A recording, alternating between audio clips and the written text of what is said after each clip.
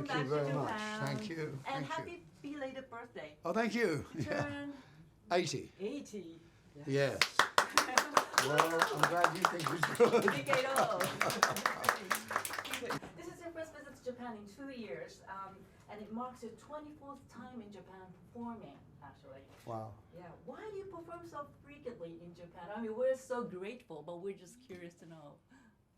From the first time I came, I began a relationship with several people here, people that work for the Udo. And I became very, very fond of Mr. Udo. We developed a very strong relationship. And I made a kind of commitment back in the 70s that I would come whenever I could, to Japan, because everything here seemed to be so perfect. We're coming from England, being English, we're kind of scruffy people, but very similar in some respects, in our philosophy or our points of view. But there's nothing like the efficiency or the care that people take here, and the good manners and kindness that we found here, and the precision of working with Japanese technicians and musicians, and so it was a really always exciting place. And I love the food, I love the architecture, the culture, all of it. But before your first visit to Japan, did you ever imagine that you'd be coming back this often? I'd always loved the work of Kurosawa and Toshiro Mifune and Kobayashi and different the guys that made films about ancient Japan when the samurai was very important. And it turned out, I think Mr. Udo said that he was from samurai family.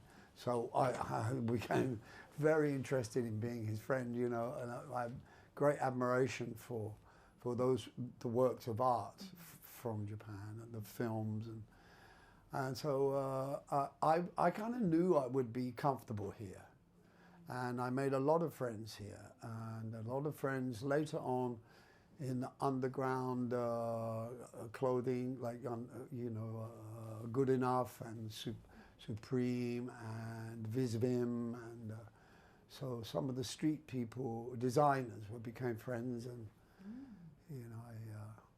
Wow. Yeah. So can you think of any particular film that really left a good, big impression on you? The best samurai film I ever saw was called Rebellion, Samurai Rebellion. I think it was made by Kobayashi, and Mifune played, and it was a very, very long story about how they had to accept the rejected wife of the shogun because she had brought the house into disrepute, and there was all kinds of, it was a very, very complicated family movie.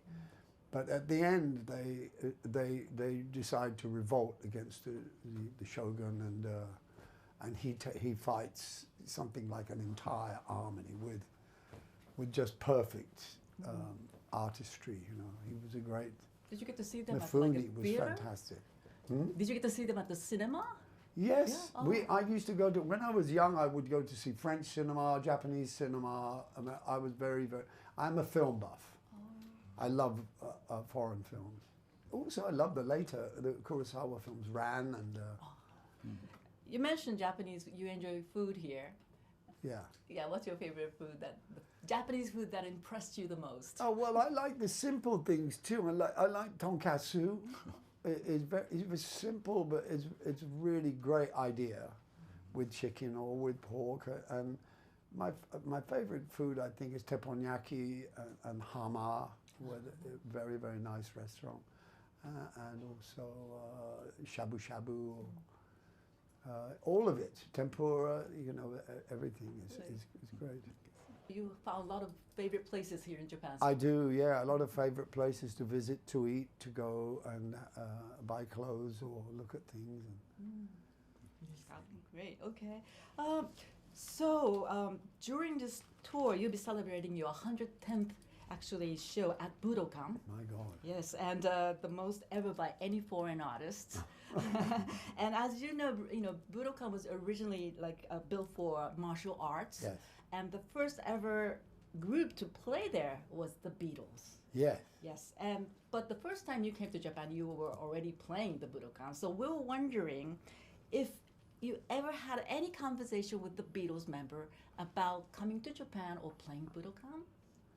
No, I don't think I ever did. I remember coming to Japan with George when George was feeling very lonely. The Beatles had broken up, and he wasn't sure what to do. He had lost confidence a little bit, and he was a little bit depressed. And I said, "Oh, you should come to Japan because they will love everything you do, you know." And he had a great time and recorded an album here. But I didn't really know that fact about the Beatles playing Budokan. I didn't know that.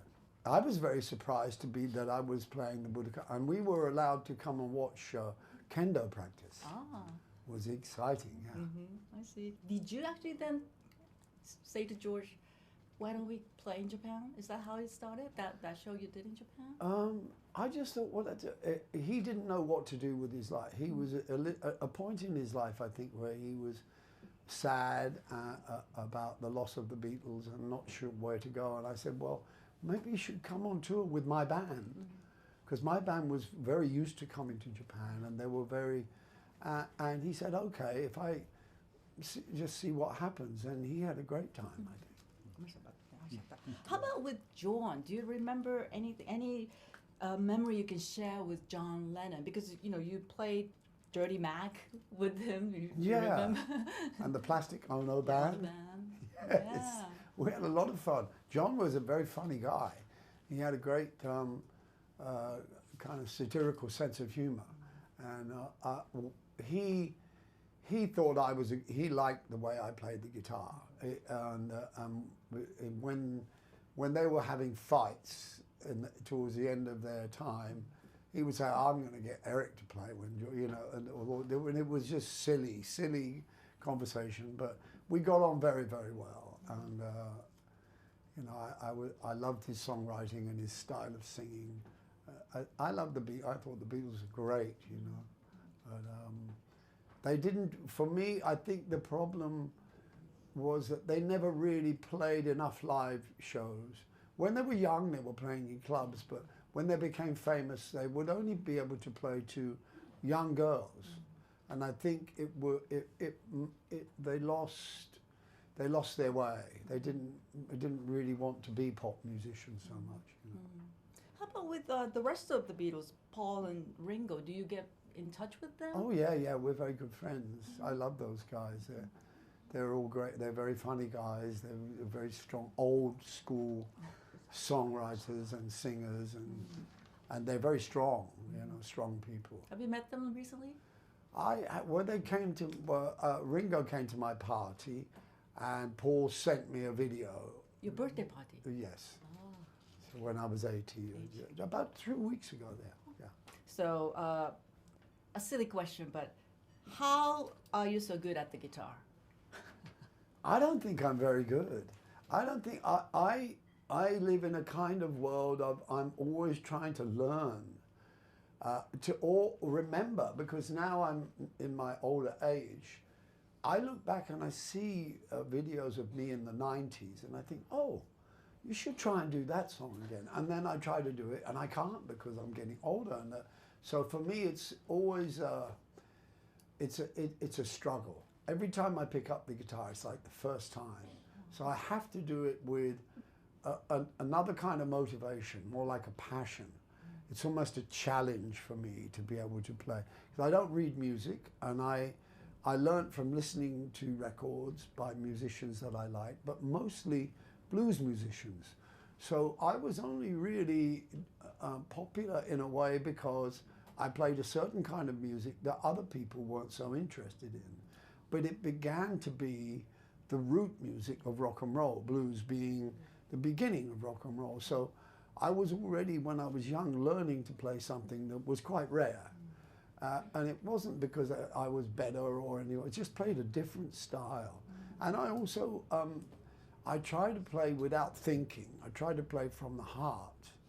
And I think that, because I can't read, I just go into a kind of zone, and I don't know. That's probably what I'm best known for. I'm supposed to. I'm supposed to. I should do. But when I was coming here, I did, and then I did practice a lot, and then I stopped. I thought, oh, you've got it. You don't have to worry. And then, but of course, you do. Every day you have to practice. Really. Are there any like young guitarists that you have an eye on that you really think are doing a great job? Yeah, many. Many. Can you name a few? There are many now that were young. I love Gary Clark, who's still a young guy, Gary Clark Jr. And I love the older guys like Jimmy Vaughan and Derek Trucks and John Mayer and all of the players, you know, and Sonny Landreth, all the blues players that are still there. Eric Gales, I think he's fantastic. But there is a new guy I like a lot called McGee, who plays a different style. He tunes his guitar down. He uses baritone strings, and he may change the tuning, but he plays very melodic, different things.